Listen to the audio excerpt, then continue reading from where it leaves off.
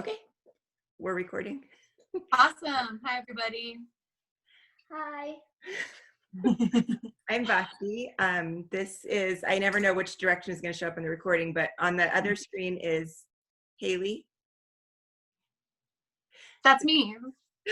This is Dash, my child. We are doing a lesson for the Art Matters Youth Arts program of the Albuquerque Museum. And we are working on making videos from our homes so that we can make art with you all in this strange new time we're in. So the lesson that we're going to work on today is just some mark making with paint and playing with brush strokes and color. And then after we do that, do you want to talk about the second part? After that, we're going to add in some black marks to it that's going to sit on top of the watercolor. It can be abstract. You can do experimental mark making. You can do patterns that you really enjoy. I like to do little faces or characters. You can do that. But it's just setting that black ink on top of the watercolor and seeing what happens. Excellent. And our inspiration for this lesson came from the cartoon formalism exhibition at the Albuquerque Museum. I have not figured out how to plug images from that exhibition into our video, but if you have the opportunity to go on the City of Albuquerque website, pop into Albuquerque Museum, and then look at the cartoon formalism, that was the inspiration for this lesson. And in future lessons, we'll try to get some of those images so that you can see them. Okay. So before we get started, I want to tell you what materials we're using. If you are working with a group with other adults who have already set your materials up, that's great. And if you are working from home or elsewhere and you're setting your own materials up, we're going to show you the materials and we're going to pause. You can pause the video and gather your things. So for this lesson, you need something to cover your workspace. You need some paper, a mixed media paper or a watercolor paper work well for this. You want something a little thicker than a standard computer paper, but use what you have. We need watercolors. We are using over here liquid watercolors, and we did the primary colors, the secondary colors, and then we threw some magenta in the center because we love magenta. So we laid out our liquid watercolors. We have clean water. Haley does a really cool thing with using 2 clean waters, which I forgot about today, but you can talk about. We have a variety of paintbrushes. Use what you have. I encourage you, if you have more than one size of paintbrush, to use 2 or 3 different paintbrushes. If you don't have a variety of paintbrushes, try things like Q-tips. There are other ways to play with a variety of paint marks. Paper towel or a rag, and a Sharpie marker. Those are the materials we're using over here. Haley, you want to show yours? Absolutely. So I'll show you my materials because we all have different things at home. But right now I have paper. My paper is a little bit bigger. I think it's 9 by 12. So I cut it into multiple small pieces. I have a watercolor set that differs from Vashti's because it is not a wet set, it's a dry set, and it already came prepackaged. And then I have these watercolor colored pencils that I really like. For the black ink part, I have this ink pen. It may or may not work. It might be out of ink, but I really love it. And if it doesn't work, I have all of these cheap markers that they're darker pigmented, and so that could work at home. I also don't have my double water today, but I just have 1 water cup. I think 2 is helpful because you can have it for darker colors and for lighter colors. I have a pencil sharpener. And then of course I have my beverages. I have coffee and I have water because I like to be cozy while I make art. All right. I will give you a pro artist tip right now. Make sure that your coffee, water, whatever your drinking beverage is separate Correct. from your paintbrush rinsing cup. Yes. I use a water bottle in the studio and then an open cup for rinsing brushes. I don't know how many times I have stuck my paintbrushes in my coffee and then you're in a weird place where you don't know if you should drink it or not, which Vashti would say, don't do it. And I would say, I don't know, look at it.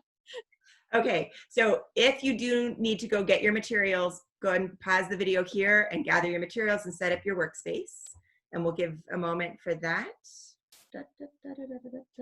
Okay, turn us back on when you're ready. All right, we're ready. Okay, before we get started, everybody please just sit and let your shoulders relax and take a deep breath.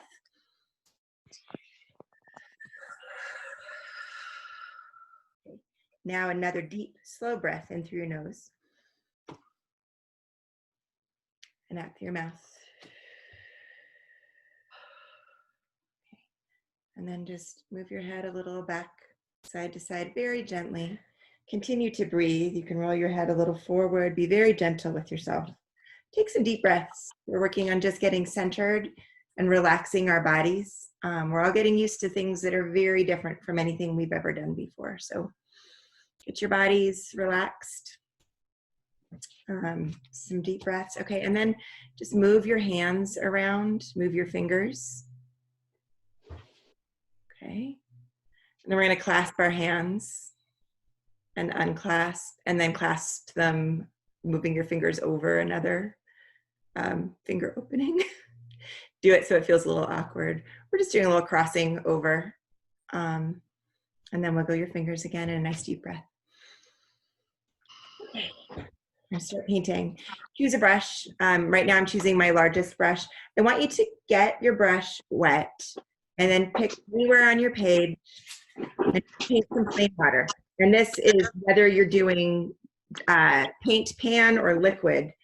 Go ahead and get, also I will throw out there, if you're using a paint pan, drop a little bit of water into each of the colors that you would like to use to get them a little bit wet and ready to use. Okay, so I just put some water on this top part. Now I'm going to dip into my paints. We're just gonna do some mark making. There is not a wrong way to do this, as long as you're being gentle with your brush and respectful of the space and the people and the materials, but we're just mark making. You're just dragging that brush full of paint to create marks on your page. Also, it will be interesting to notice if you put some fresh color on your brush and then drag your brush out of the wet area and into the dry, and just notice how the paint behaves differently. If you're doing wet on dry versus wet on wet with your paint. Rinse between colors and wipe your brush on your rag. Also, I encourage you to swap paintbrushes. Choose a different brush and play with a different kind of mark making different kinds of marks with different brushes, dragging your brush until the paint runs out if that happens. And Haley, do you want to talk a little bit about your process? So I know we all do this a little differently.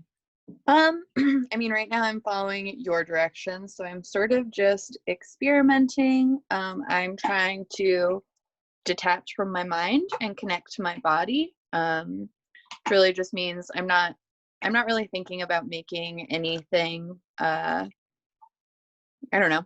In my mind, I don't have an image that I'm creating. I'm sort of just going for it, which I think is helpful, especially the first time. If it's your first time working with watercolor, you don't really know what to do. Just playing around and see what you can get out of it. Another fun thing to do. My watercolors are different than Vashti's in that they're not as pigmented. So if you can see, they're pretty light. And I like to dab them so that they dry a little bit more quickly.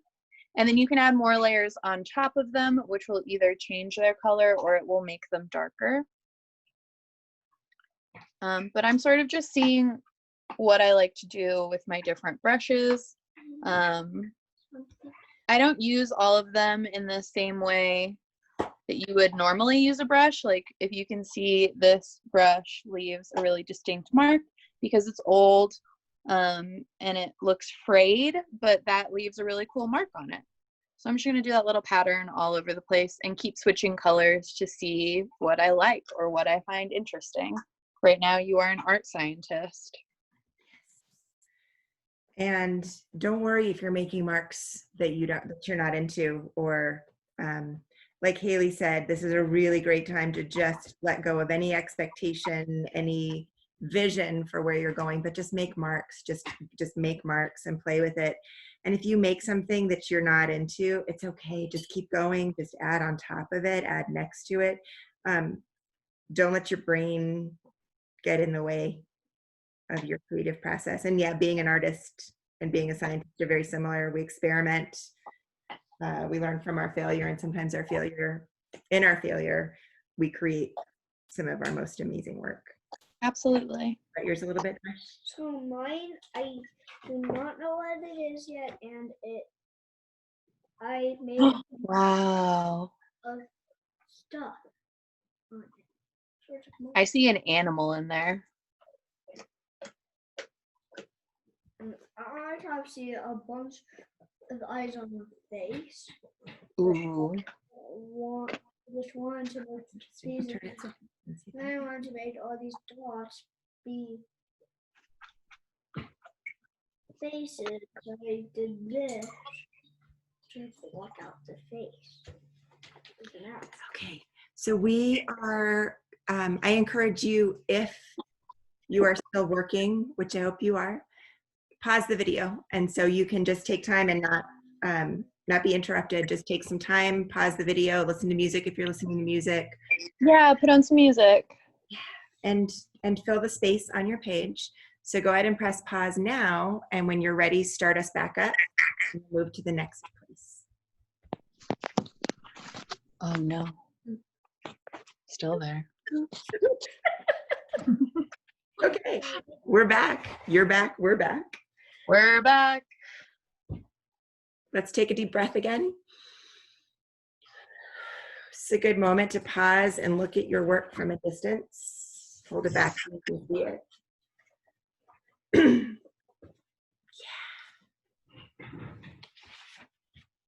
Oh yeah, very nice. See, Dash is looking at it from farther away. Sometimes farther away is better than looking at it up close.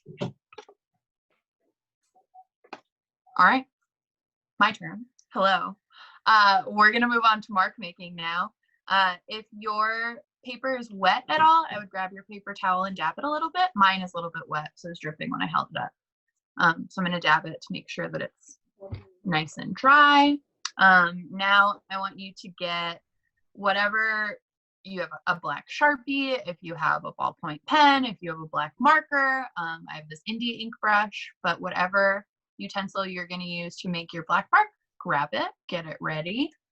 And then I'm going to face this down. You can go into this however you want. I feel like everybody's going to have a different approach. Like maybe Dash is going to go in and start drawing little smiley faces on everything. That's what I dream for him. That's what I usually do, but I am going to go in and sort of black out areas that I don't like, and then I'm going to keep the ones that I do like. So I'm going to make little outlines.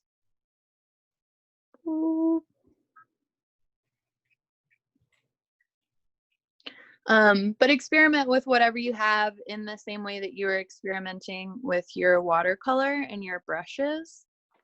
Move it different ways. Maybe try to keep an open mind and don't have a solid idea about what you're doing. Just move around the page.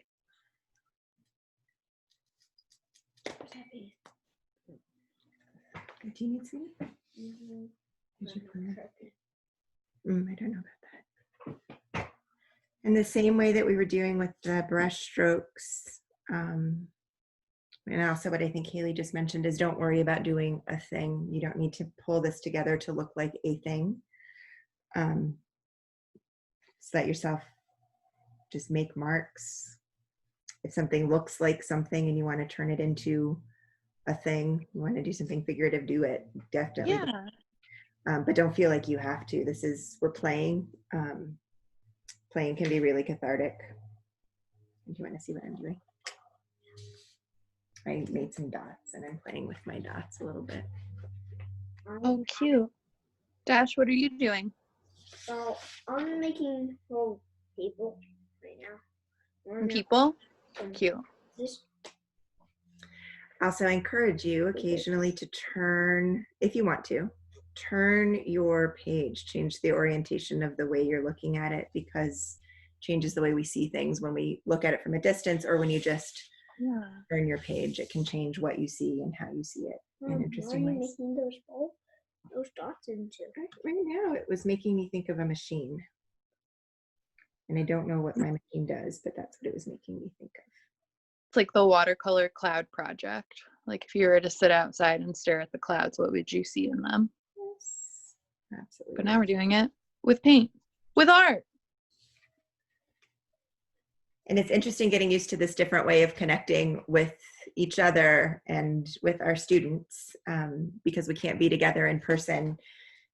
We've been working on how do we use this technology to be able to connect with each other and still keep ourselves and our communities safe by not meeting in person. So we're hoping that this turns out to be a good way to connect with each other. Yeah. And if you are in a space with other people right now, chatting, sharing, I like to always see what other people are doing because there might be something that somebody else is doing you haven't thought of. And you're like, wow, that's really rad. I love that. I'm going to try that also.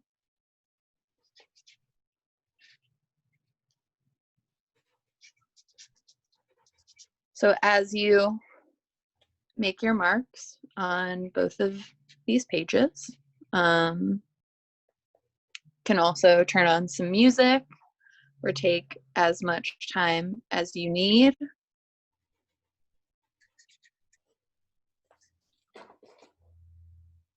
Yeah, this is a good place to pause our video. And then, yeah, we'll pause while you continue working. We'll see you when you come back. And then we'll have some finished pieces. See you in a moment. Tick, tick. And we're back. Hi. Hi, everybody. How is it going? Is it successful? Do you feel happy and calm? That's how I feel when I do watercolor. A mixture of happy and calm. Yes, I feel that way when I doodle with a Sharpie. For some reason, I find it very soothing to just make patterns and lines and shapes with a Sharpie. And I also am really a fan of the way that the Sharpie works on the watercolor and I'm losing my words right now, but just the way that the Sharpie, when it's on the watercolor, I feel like it just kind of pulls everything together. And I like it. See, and I think that's interesting. Like you're working with a lot more high pigment materials. The Sharpie is darker than my pen is, and then your colors are also darker. But what I like about mine is sort of the opposite. I like that if you can see, my brush isn't really working right now, so I dipped it in water, and I really like I don't really like solid black. I like sort of these grays that happen. I like a lot of value. So I'm really happy with how there are these little moments of watercolor, but then they're like, it's a little bit darker here, but you can still see the watercolor through it, which is pretty fun. And then with another, I broke free from the black and I went with a dark blue. And I like that a lot too. It's really fun. Just squiggly. I love markers. I think markers are great. Having a good time. I love it. Dash, did you? Yeah. One of the things that I, as an artist and as an art educator, that I consistently love is that we all started with similar materials and the same instruction. Haley and I have been kind of going back and forth with our input. So you have you have two artists collaborating, well, three really artists collaborating with ideas. But with all of that, everybody's is so different, and what we each took away from the experience was really different. If you are with a group right now, I really encourage you, when we wrap up here, to take a minute and share your work with each other. Talk about what the process felt like for you, if you want to, and just share your work with each other. I think it's a really beautiful part of the process. We are about to sign off. If you would like to show yours, you're super welcome to. And this is mine. May I hold it? Oh my gosh. Amazing. Look at all those little faces. This is exactly what I'm into. That looks like a flying pig. I feel like there's a solid bit this- of Haley influence This in being an is artist a here. roller skating kid. Amazing. This is amazing. People Fantastic. all in their house. Oh, And they're all laughing at the pig. no laughing at the pig. Look And at here's our family here. Our this is my dog posing in front of my watercolors. nice. Okay, thank you all very much for spending this time with us. We wish you well, and I encourage you to keep breathing, taking deep breaths, using art as a way to process your feelings, to fill your time with something that's very beautiful and sometimes kind of not beautiful. Like I made a piece that And I would say, yeah, if you're looking at something right now and you don't think it's beautiful, make a little art graveyard in your house for all the drawings, paintings, half-done projects that you don't want to work on anymore. Put them in that box, put it away somewhere. And at some point, maybe we'll come back and we'll show you what you can do with the things that you don't really enjoy, because you can easily fold them and turn them into a card, a pop-up card, a book. Also, sometimes we need to take breaks from our art and come back to it, and then you end up really liking it when you come back. So try not to throw anything away. Yep, absolutely. With that very much. Okay, we're with the Albuquerque Museum, the Art Matters Youth Arts Project, and we appreciate you, and we will see you soon. Awesome. Bye.